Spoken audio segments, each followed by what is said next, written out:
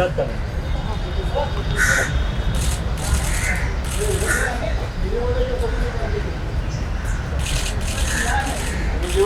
Profile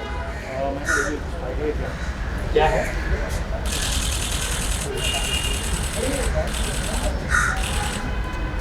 क्या चाहिए? मैं just look here.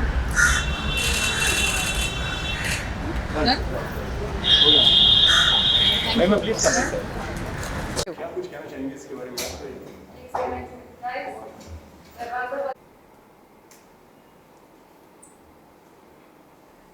ओके, सबसे पहले तो कांग्रेचुलेशन महिमा अंतिम के लिए। Thank you. बहुत अमेजिंग है। Thank you. आप सारे बहुत अच्छे लग रहे हो। Thank you. किस तरीके का रिस्पॉन्स आपको मिल रहा है, आपसे जानना चाहूँगा।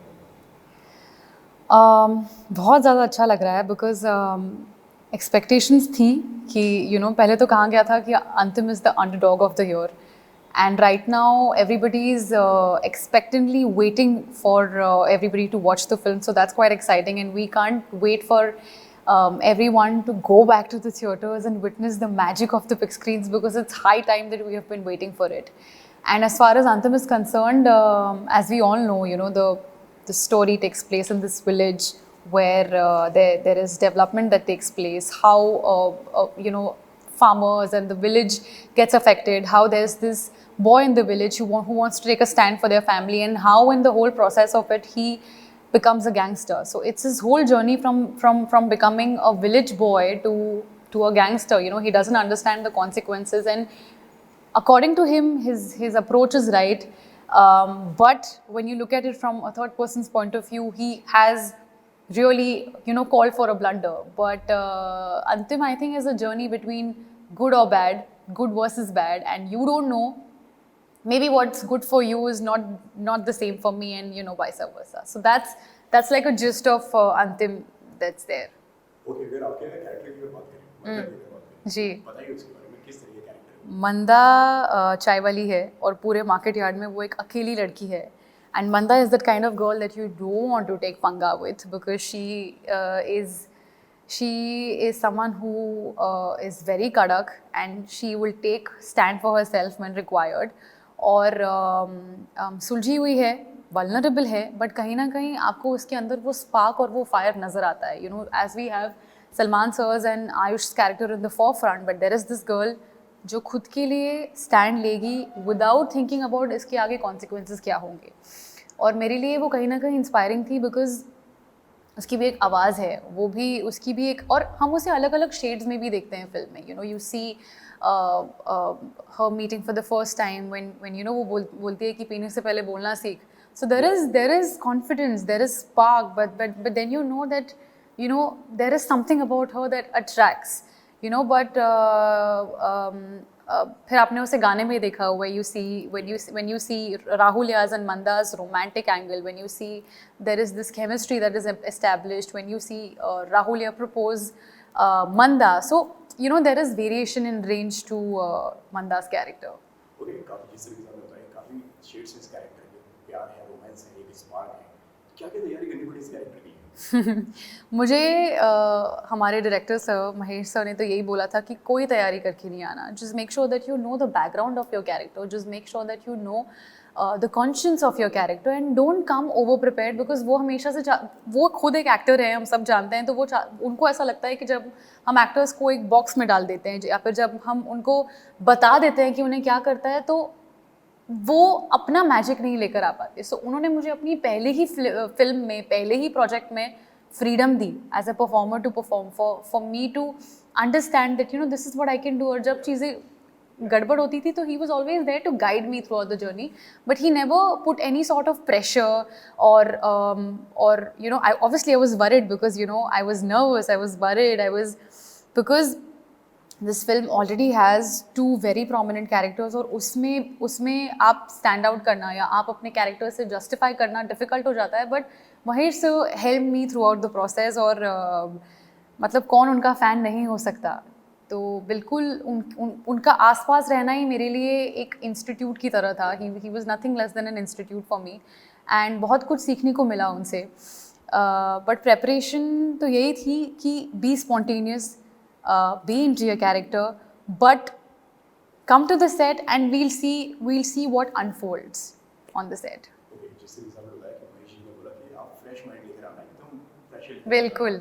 बट ये तो वही कहने की बात है, लेकिन पर्सनली कितना प्रेशर हो जाता है जब आपके सामने सलमान खान हो, हम्म महेश मांजरेकर हो, हम्म तो वो कितना प्रेशराइज हो जाते हैं वो सारी चीज़ें। बहुत ज़्यादा प्रेशराइजिंग था because the fact that Salman sir and Mahesh sir believed in me, they both saw some sort of potential in me.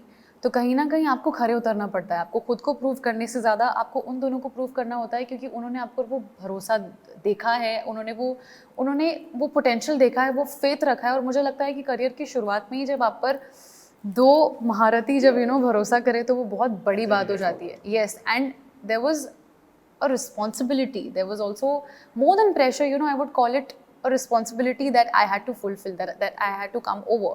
So I think I have given my best. I've tried to be as honest as I can. But कहीं ना कहीं जो मेरा TV का experience था, जो काम किया है, इतने जो characters portray किए हैं, sometimes I feel all those experiences have helped me to be confident in front of the camera. So I think मैं इस फिल्म की जर्नी को मैं टीवी को ओ करना चाहूँगी कि मुझे ये फिल्म मिली है, and it's because of everything that I have done before अंतिम। ये फिल्म की अगर बात करें तो किस तरीके से फिल्म आप तक पहुंची? मुझे ऑडिशन के लिए बुलाया गया। Mahesh sir took my audition by himself, and within the first scene itself he had some sort of conviction that he saw Manda in me, and I was absolutely taken aback with his conviction and with his belief that, are you sure this has this really happened? So that's how it happened. And I think I was a year ago, I was noticed on the sets of Big Boss when I met Salman sir to promote my television show. So I think I was destined to do this. I think kahin na kahin likha tha ki and also I was the last person to get cast on the film. So I think I had no time to even digest, admit and prepare that this has finally happened. But I think I've given my level best to the character, and I hope I've done justice to the faith. What was your first reaction जब आपको इस film के लिए बुलाया गया और आपको बताया गया कि ये ऑडिशन जो है महेश जी ने बताया कि ये अंतिम के लिए है एंड हम आपको इसी से रोल प्ले करने वाले हैं, so what was your first reaction जो पहले दिमाग में आया? I was absolutely apprehensive.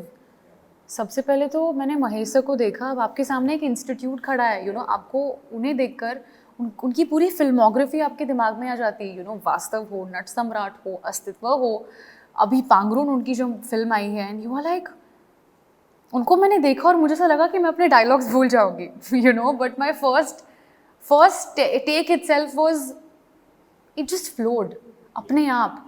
जैसे मैंने आपको कहा कि वो कॉन्फिडेंस कहीं ना कहीं मेरे पास्ट एक्सपीरियंसेस से आता है, जो मैंने टीवी में काम किया है, and I just give it my best shot. But let me tell you, I was really hesitant and nervous, and I had मैंने बिल्कुल नहीं सोचा था that I will be able to make it to Antim. Okay, जिस तरीके से मैं जानता हूँ कि आप ऑलरेडी सलमान सर से मिल चुके हैं बिग बॉस के सेट पर आप उस पर मिले हैं, फिर उसके बाद में फिल्म के सेट पर मिले, तो क्या किस तरीके का माहौल था सेट पर? सबको ऐसा लगता है कि सब काफ़ी डरे हुए होंगे, but he is an absolute fun person, and वो सेट पे आ जाते हैं और मुझे ऐसा लगता है कि he is magnificent. He not only lights up the screen, but he lights up everything around you. So उनके साथ स्क्रीन शेयर करना, उनके साथ स्टेज शेयर करना, उनके थ्रू मेरा डेब्यू होना बॉलीवुड में was nothing less than a dream. And जैसे मैंने कहा कि उनकी जो लर्निंग्स रही हैं वो काफ़ी उनकी भी जर्नी हार्ड वर्क, रेजिलियंस की रही है, तो उन्होंने भी मुझे यही सीख दी है, how I have to continue doing what I am doing. Okay, कोई टिप्स, कोई आइडियाज उन्होंने दिए सलमान सर ने, जिस तरीके जब मैंने उनकी एक्टर से काफ़ी मैंने बात करी है, तो वो अपने आइडियाज देते हैं कि यार इस कैरेक्टर को ना, इसको डायलॉग किस तरीके से बोलो, इसको ऐसे करो, आपके साथ भी ऐसा हुआ? आई थिंक उनकी ख़ास बात यह है कि दो he has belief and faith in me, he wants me to find my own feet, to carve my own niche. वो चाहते हैं कि मैं जो भी करूँ अपने आप करूँ, because I don't know, he wants me to continue with the independent me that I am. So lessons तो यही रहे हैं कि कैसे मुझे हार्ड वर्किंग रहना है, कैसे हम एक्टर्स को बोला जाता है कि don't let the success enter into your head and to have a thick skin. So ये कुछ कुछ चीज़ें हैं जो सलमान सर ने मुझे बताई है. But he just asked me to be my own and be what I am. Ayush को कैसे आयुष तो मतलब आयुष के जर्नी को, आयुष के ट्रांसफॉर्मेशन को तो मैं मतलब बिल्कुल दाद देना चाहूँगी. He is given the film everything that he has. And मैं बस यही कहती हूँ कि if there is one actor that we all need to watch out for, then there is Ayush Sharma, because I couldn't have imagined any other person perform Rahul other than him, because he is commendable. और बहुत अच्छे हैं, मतलब उनकी journey, उनका dedication बहुत ज़्यादा inspiring है. And he's also been like a guiding light to me. He's also made me befriend the changes of the working patterns from television to the Bollywood industry. So I know, I know that I've already made my first friend in the industry, and he's someone who's absolutely generous, inspiring, and he's dedicated. So I hope his hard work would pay off. Okay, अगर इस film की अगर बात करें, आपकी अगर बात करें, इस जर्नी की अगर बात करें, 11 साल की जर्नी है, काफ़ी लंबी जर्नी रही है. Yes. किस तरीके से देखते हैं इस पूरी जर्नी को? कितनी टफ, कितनी आसान, कितनी मुश्किल है ये जर्नी आपकी? आई थिंक एक ऐसी जर्नी है जो शायद ही मैं वर्ड्स में डिस्क्राइब कर पाऊँगी. जैसे कि आपने ही कहा कि कितनी टफ, कितनी आसान, हर तरीके के मोड़ आते हैं. हर तरीके के मोड आता है. Not just in the professional life, but आपकी पूरी life is all about ups and downs and peaks and valleys. So I think मैं इस जर्नी को इंस्पायरिंग, और आई थिंक मैं सिर्फ यही कहना चाहूँगी कि if one is dedicated and hard working and आप गिव अप करते हो, but it's what you do after falling down. It's important to get up. It's important to keep all your negative thoughts aside and get going. Because I think आपको vision, अगर आपको पता है कि मुझे कहाँ पहुँचना है, तो फिर मैं नहीं कहूँगी ईजी होता है. ऑब्वियसली मेरी जर्नी, मैंने बहुत कम उम्र से काम करना शुरू किया है और काफ़ी सारे टेलीविजन शोज़ किए, but I wanted to break the pattern. But I wanted to see myself on the big screen, and that's how I have made it for myself. Okay, lastly 26 तारीख को film आनी है, क्या कहना चाहेंगे आपके fans से? Please जाकर देखिए. अंतिम is coming out in the theatres. Please watch it in your nearest cinema halls. It's coming out on the 26th November. अंतिम, गो वॉच इट एंड या love it. Thank you so much मेरी आपसे बात करने के लिए. Thank you.